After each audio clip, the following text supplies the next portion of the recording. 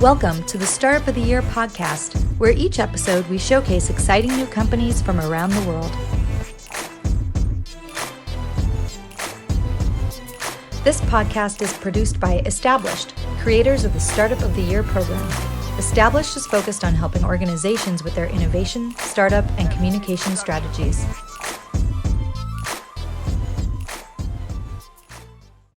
Welcome back to the Startup of Your podcast. I'm Frank Gruber, the co-founder and co-CEO of Established, co-founder of Established Ventures, and the team behind the Startup of Your community and this very podcast. So glad you're here today. Thanks for being here. On this episode of the Startup of Your podcast, we have a very special guest coming from across the pond. We're here with serial entrepreneur and unicorn investor, speaker, and author, Paulo Andrez. And he's going to talk about his most recent book. It's coming out very soon in early May. It's called Zero Risk Startup. So let's jump right in. Paulo, thank you so much for joining today. It's my pleasure. All right, so you just wrote this book. It's coming out soon. We got a chance to preview it, and we're excited about it because we meet a lot of different entrepreneurs out there in our community and out there in the world, and wanted to understand your kind of inspiration to write this book, Zero Risk Startups. I've been on this entrepreneurial journey since I was 18 years old when I started my first startup. And I've seen throughout the years that a lot of people want to start a business, but they have they see a lot of risk and a lot of obstacles. Sometimes it's just excuses. But in many other times, people really want to start their businesses and they face a lot of challenge. And during the past 15 years, I've been developing a lot of knowledge about this topic of risk. So I decided to write this book, how to help people to mitigate the risk. Because if the risk is the main obstacle for people to start their own businesses, and if we can mitigate it, then the willingness of people to start a business will increase. And that is what motivates me, is to support people to start their own businesses. That's great. And I loved in the book some of your early startup journey, sharing all those stories was really interesting. You got started really early and really didn't even leverage your degree, which is pretty interesting. You just jumped right in and just started right out of college. So I love that, and have been doing it ever since. So just so folks know, like you didn't just end there. You kept going. You've had some really successful companies. Can you talk about like your most successful company and just so people get a little bit of baseline of some of the things you've done? I think I have several successful companies. And for me, all are very, very important. My first company, when I started from my room, was selling wooden tubs for flowers from Portugal to UK. For me, I was 18. I didn't know what was a company, what was a lot of terms. And it was a huge challenge. I didn't even go to the university at that moment. So I was just entering.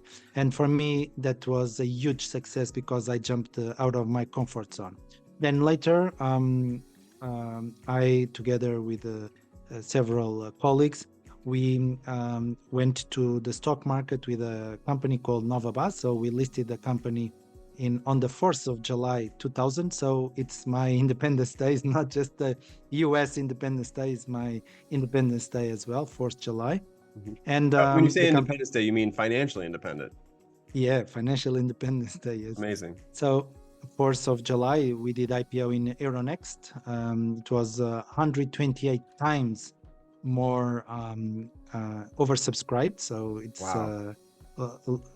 Very good times. And if you remember, on the 4th July, the market was already coming down. So from the peak, and everyone was telling us, wait more 1-2 years. And we decided, no, let's do it. And so we listed the company. The company is still listed in the stock market.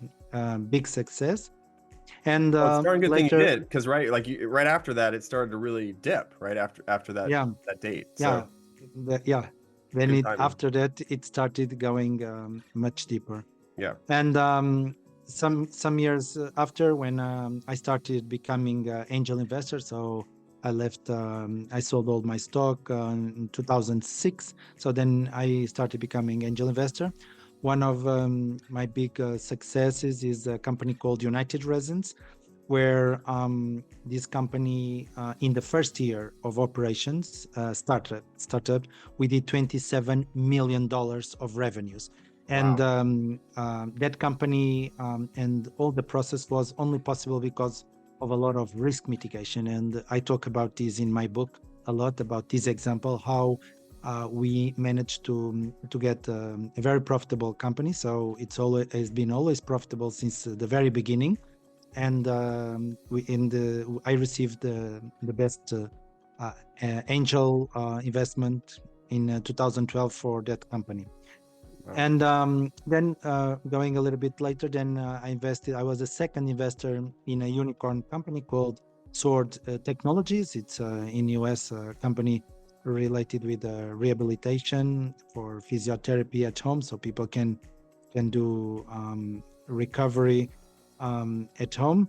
And since then, I've also supported and exit several companies. But I think it would take a lot of time for us to talk No, about it's each of the fantastic. companies. No, that's a great overview, and it kind of sets the base, because what I wanted to dive back into is the risk mitigation, because I think that's the biggest thing, and it's in the title of your book.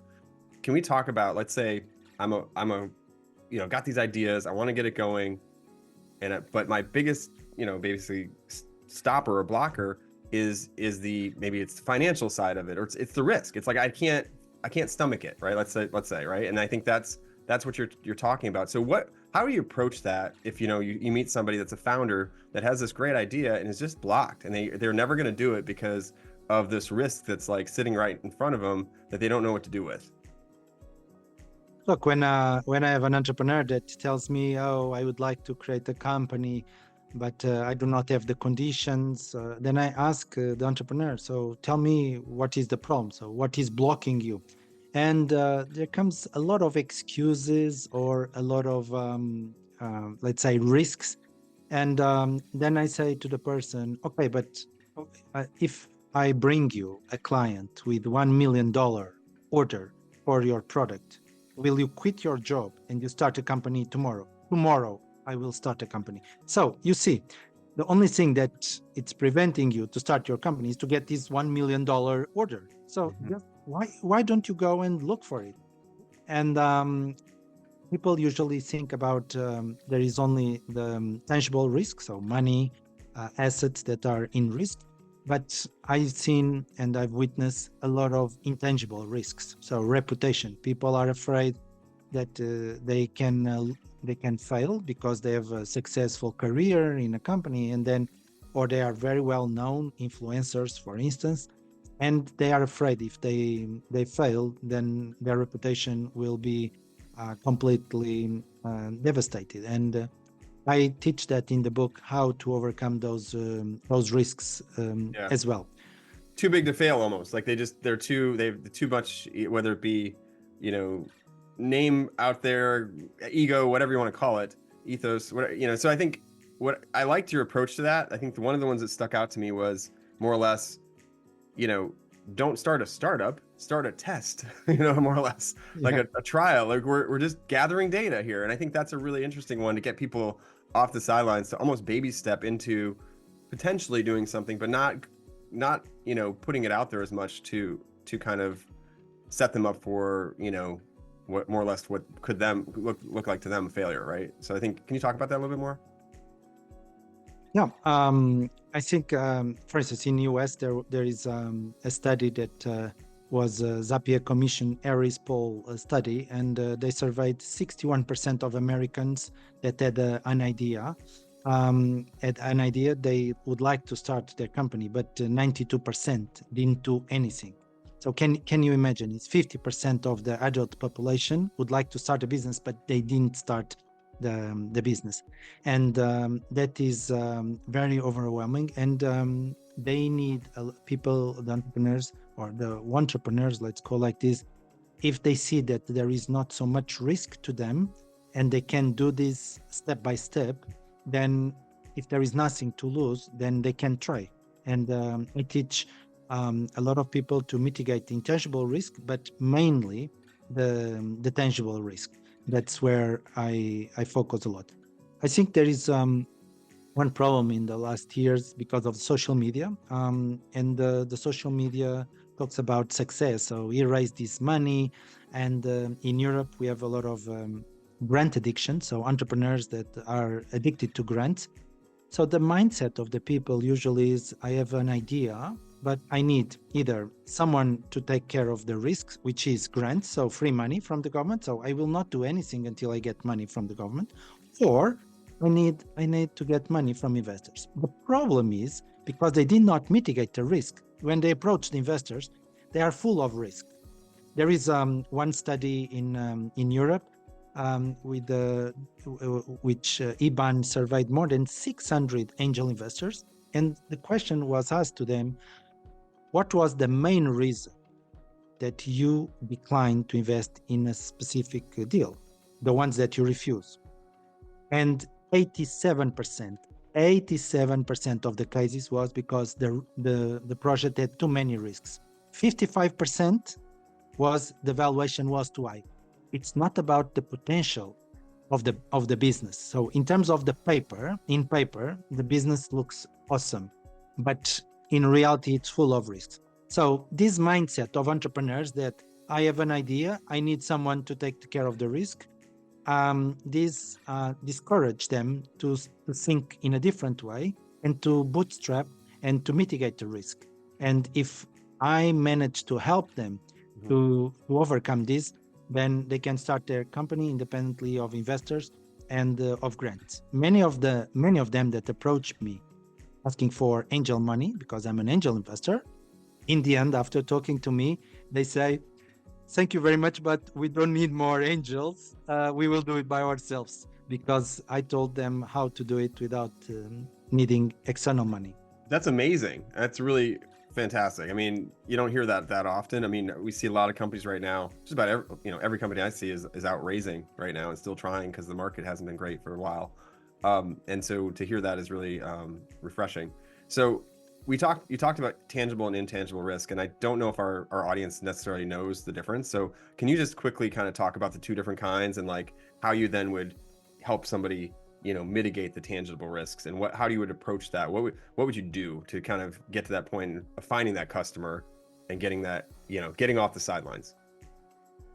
So tangible risk is when there is the entrepreneur will need to put money that he can lose, or assets or guarantees that he needs to guarantee the loan from the bank. This is tangible risk. Intangible risk is reputation, is conflict with a family relative, for instance, or it's if there is a disaster in the company and there is a scandal in the company, the reputation of the entrepreneur. So in terms of this is on the personal side, but then we go to the project side, and then in the project itself, there are basically 5 risks in any project. Is the market? Is there a market for that product or for that service? How is the competition going to react? Then we have the entrepreneur team risk. Then we have the financial risk. Is the company dependent on one client? Is the company dependent on a loan? Then we have the legal risk. Does the company have the license to operate? And finally, we have the operational risk. Do the entrepreneurs know how to operate a business? If you ask me for this tangible and intangible risk, sometimes if you reduce the tangible risk or the project risk a lot, then the intangible risk is much reduced. Let me give you an example. So someone wants to start a travel agency and goes to the country and understands that he needs to set up the company. He needs to hire 5 people because he needs to have one person for a specific area, another person with a specific knowledge. So he needs 5 people. He needs to have software. He needs to have premises, and then in the top he needs to guarantee to put some money to have an insurance against some problems in the company. So when the person understands that the person needs 100,000 dollars or more, then the person starts trying to get funds get to get some investors. Another way to do this is to go and talk, for instance, with the existing travel agency and say, hey, I have this idea. I will build this website and I will put that this project is powered by your travel agency. So when I have clients, you invoice the clients, you receive the money. When I deliver the service, then you transfer the money to me. And by the way, you get 15% of these revenues. So the travel agency, the existing one, doesn't have anything to lose, so probably will accept. And the entrepreneur can start immediately, starting with the company, with the project, immediately advertising and receiving clients. So if it fails, nothing happened to the entrepreneur. He learned a lot. If he's successful, then he can create his companies, etc. Another way, for instance, when there is equipment I helped one entrepreneur. He wanted to buy a boat for $880,000 for a touristic boat. And he went to the bank because he had $220,000 on his money. And the bank said, we cannot support you. You need to have 50% of the money. So he came to me and he asked me, can you invest 220,000? And I said, I think you don't need an investor because you know the business. So you need to focus is how to mitigate the risk of the bank. So I told this entrepreneur, can you talk with the manufacturer of the boat to see if the manufacturer of the boat can buy you back the boat in 1 year time if your business fails, or 50% of the amount. So he managed to get that. So the manufacturer of the boat said, no problem. We guarantee that if your business fails and you want to sell the boat to us, we will pay you 440,000. So he goes with the letter of this manufacturer of the boat, together with this money, to the bank again, as I suggested. And the bank says, oh, now it's completely different. Now we are going to support you. And they supported the entrepreneur. So it's the same business. It's the mindset is to mitigate the risk of all parties involved, as well as investors. Yeah, that's great. Those are two great examples. I love those. There's so many businesses that are built on the referral-based business. I mean, that's a huge opportunity, and there's some huge businesses built on it that a lot of folks don't even realize. And obviously, the boat is interesting just because I like boats. But I know some friends that have built businesses around that, and that's a great way to find the next boat that's bigger and that you can't necessarily afford yet. So great examples there. And I didn't want to interrupt you, but I heard it through while you were talking that your approach there was it's MeFlow, right? You made this acronym for kind of your approach, and MeFlow is what you talked through a minute ago, which is in the book. So I appreciate you just preaching as you go here, as you're going through the book. So I heard it and wanted to call it out. So all right, so I think that helps a lot. Those are some great things there. You talked about some pitfalls earlier. What's, I guess, in your experience, failure being kind of the biggest, I guess, issue? Is failure the biggest issue, or is it money? I guess is the question, or is it both? I tell the people that failing is not a problem. Yeah, you should fail fast and cheap. If you fail fast and cheap, there is no problem at all.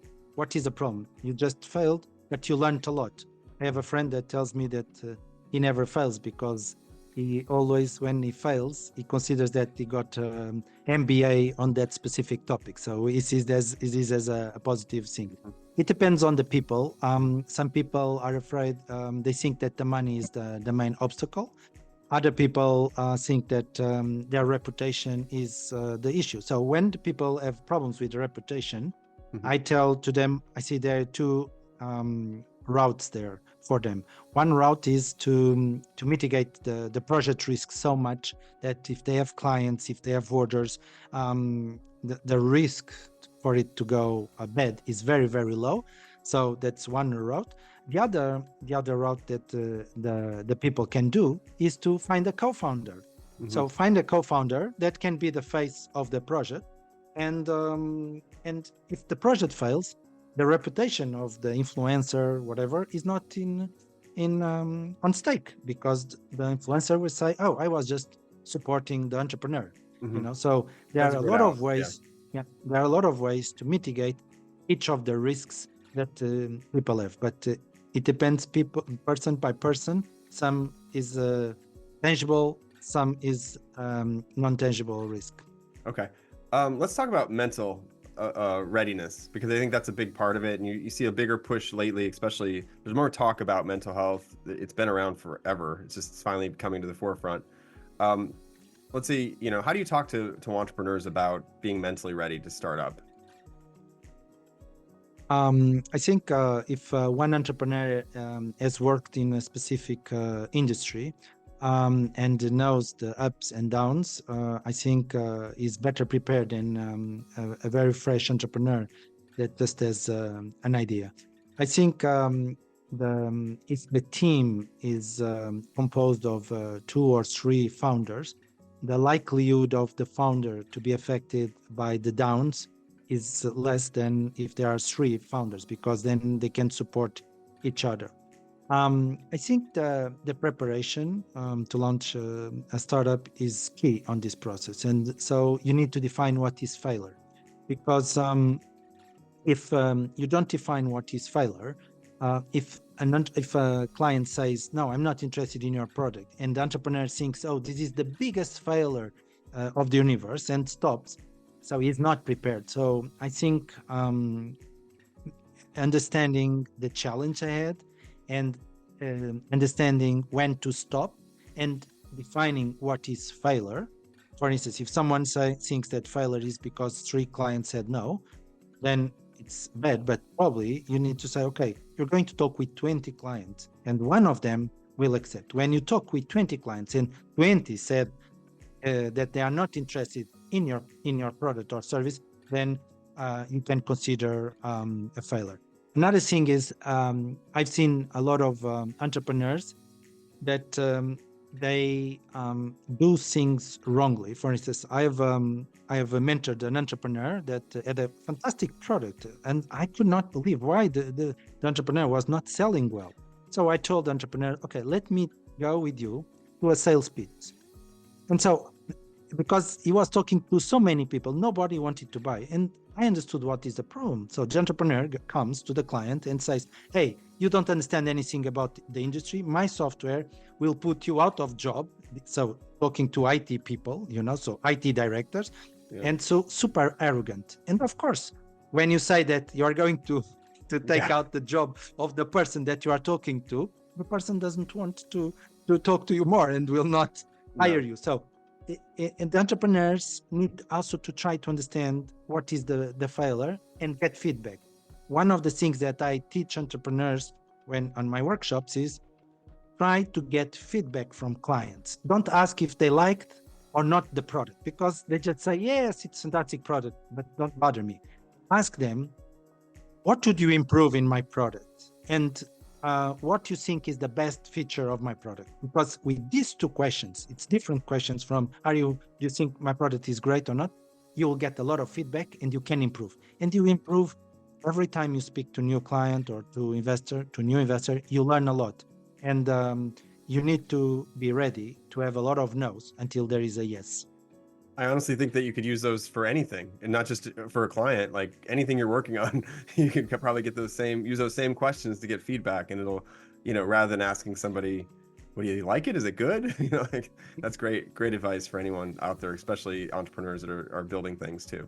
All right, so we talked about the mental approach. Let's talk about you mentioned mentoring and networking a little bit to support entrepreneurs. What do you see as the role of mentorship and in supporting entrepreneurs that are adopting your zero risk approach? I think there is a mentorship industry out there.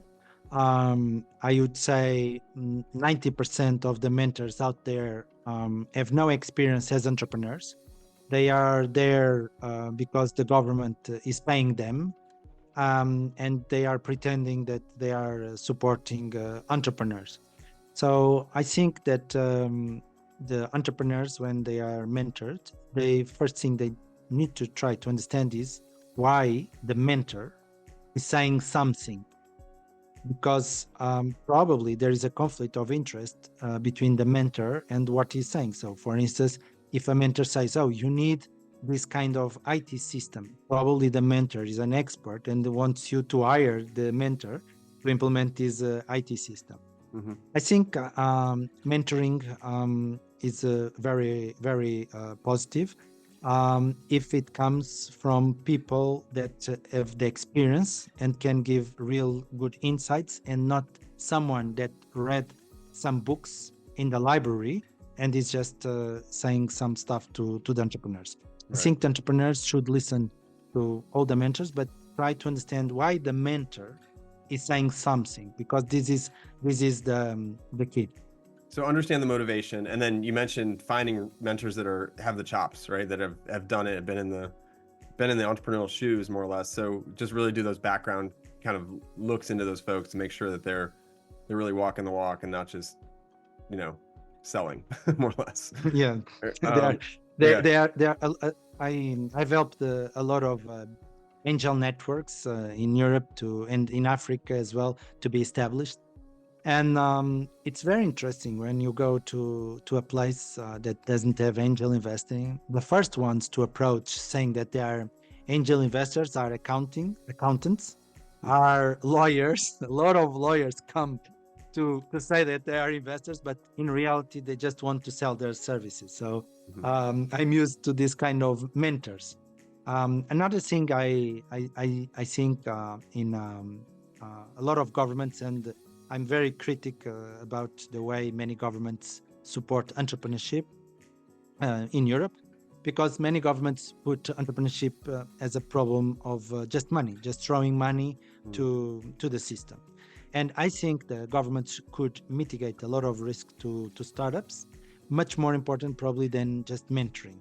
And for instance, if um, if um, if a government has a test bed where the entrepreneurs can test their technologies, and then they can show the potential clients that the technology works, this is much more important than finding some 10 mentors that the government pays some money, or just putting money into the startups. So I think there is over mentoring in many countries, Mhm. and I think this should be reduced. And the government should focus on helping to mitigate risk to startups. Just give you another example. A lot of governments put millions in billions of money in universities, building labs, and they don't ask anything back from these universities. But when one entrepreneur has a product and needs a statement from the university that the technology works, the university asks a lot of money, and the first money, and the entrepreneur cannot do this. So why the governments don't say to the universities, okay, here is the money for your lab, but per year you need to give 200 200 technological statements to startups. This is much more important, and with this technological statement, the startups can raise money or can even get money from the bank. This is a different role for the government. Yeah, that's interesting. And you kind of puts the burden on in the wrong place in some cases, right? Because you're asking entrepreneurs for money when they don't have it. That's what they're trying to go out and figure out. But I still, going back to the entrepreneur one more time, and we're gonna have to wrap here in a minute. This has been really fascinating and really helpful. I mean, I think anybody that's got an idea, you know, if they can eliminate some of these risks, get it down by finding customers, bootstrapping, doing some of the things you said today, and are obviously outlined in the book. We don't want to give all the details. They can go get the book. Which, well, actually, we should talk about it. When is that? When is the book available, and where is it available? There, you got a copy. Nice. Yeah. There it is. Awesome. Yeah, it's going to be on the 7th May in Amazon and bookstores across US and across the world, and so people can pre-order now and get it on the 7th May. There is a ebook version and hardcover version as well. Fantastic. Are you doing audio too? Are you going to have the audio eventually? Yeah, audio as well. Excellent. Correct. Fantastic. So We go have check that out. audio as well. You can pre-order now. One of the things I liked in the book is it offered additional resources too. So I want to talk about that and kind of leave on that, because I think anyone that's listening could, you know, maybe they don't know, how ready they are to start a company. So one of the cool things that you mentioned is that you've got some tools on your website. I think it's just yourname.com/tools. So can you talk a little bit more about some of those tools? I think there was a readiness tool and some other things. Yeah, so I see a lot of entrepreneurs talking to investors without being ready, without understanding the minimal concepts. For instance, I see entrepreneurs accepting higher valuations, but in very, very bad terms, because they think that valuation is everything. So I will make it available after the 7th on my website. Several tools where, for instance, the entrepreneur can do investment readiness assessment to see if the entrepreneur is ready and understands the basic concepts on talking to investors. And so the entrepreneur will understand if he's really ready or not ready to talk to investors. That's fantastic. I think it's something that anybody's kind of sitting on the sidelines with an idea, because there are so many, as you mentioned, 50% of people have these ideas, and 90-something% don't actually do it. So this could help get some of that percentage up there a little bit, right? After this podcast, I think this will reduce from 50% to 45%. At least 5% will start their business. We're chipping away. Yep. So I appreciate that. Is there anything else you wanted to add before we have to go? I know I really appreciate you being here, and I want to just make sure I say that. And is there anything else you want to leave our audience with? I will launch the book in New York City. So if you want to come to my launch event, you can go to startupgrind.com, New York City, and you'll see that you can register for the launch. And I will be having several workshops across US during May. So come to my website and you'll see the dates and the venues. Okay, can you share with us the best place to find you? Share your website real quick. Yeah, www.pauloandrez.com. Simple. Perfect. And that's where they can find you as well and connect. Great. Thank you so much, Paulo. I appreciate your time. The book is fantastic. It's going to help a lot of people get their ideas going, and that's what we're all about here at Startup of the Year podcast. So thank you again, and best of luck with the launch. Okay, thank you, Frank, and good luck. Bye. Bye. Well, that flew by. Wow. I had so many other questions I could ask them about angel investing and other things, and I didn't even get to it. We'll have to do that another time. So rain check on that one. But hope you enjoyed the episode. That's our show for today. Thank you so much for listening. And as always, if you have a startup idea, today is the best day to start up. Not tomorrow, not the next day. Get it going, get it started. And hopefully you'll join our community for additional encouragement, and we'll give you access to support, expert advice, and maybe some of the resources you need to elevate your startup and get it going to the next level. So just simply go to soty.link/apply or startupoftheyear or startupofyear.com and apply. Until next time, I'm Frank Gruber. Don't forget to hug your loved ones out there. And as always, if you're out there making waves in the world, good luck starting up.